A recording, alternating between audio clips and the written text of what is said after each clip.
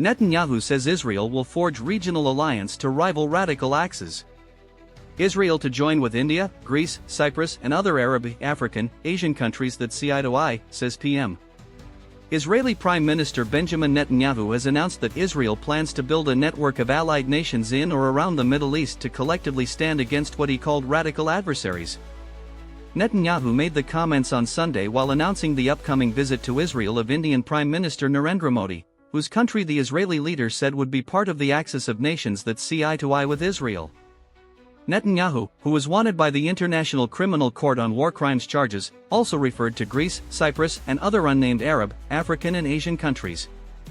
In the vision I see before me, we will create an entire system, essentially a hexagon of alliances around or within the Middle East, Netanyahu said, according to the Times of Israel. The intention here is to create an axis of nations that see eye to eye on the reality, challenges, and goals against the radical axes, both the radical Shia axis, which we have struck very hard, and the emerging radical Sunni axis. Modi said he fully agrees with Netanyahu on the bond between India and Israel, including the diverse nature of our bilateral relations. India deeply values the enduring friendship with Israel, built on trust, innovation and a shared commitment to peace and progress, Modi wrote in a post on X. Since the start of Israel's genocidal war on Gaza, its assaults have been weakening the Iran-led axis of resistance, including Hezbollah in Lebanon. Israel and Iran also directly clashed last June in a 12-day war, in which the US military also joined to attack Iran's nuclear sites.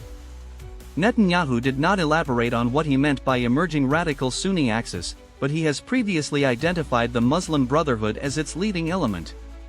Relations between Israel and several predominantly Sunni Muslim states have soured amid the bloodshed in Gaza, including with Turkiye, whose President Recep Tayyip Erdogan has sharply criticized Netanyahu, and Saudi Arabia, which has accused Israel of genocide. Prospects for normalization between Israel and Saudi Arabia also appear to be eroding.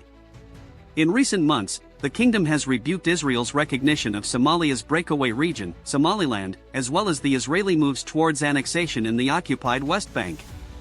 Since 2020, Israel has pushed to establish formal ties with Arab and Muslim states as a way to shore up its regional standing as part of the USPAC's so-called Abraham Accords. Under that framework, Israel has been enjoying close relations with the United Arab Emirates, Bahrain and Morocco. You have reached the end of our in-depth report.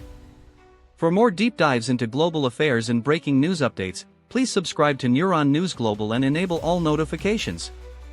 Stay informed, stay ahead. See you in the next broadcast.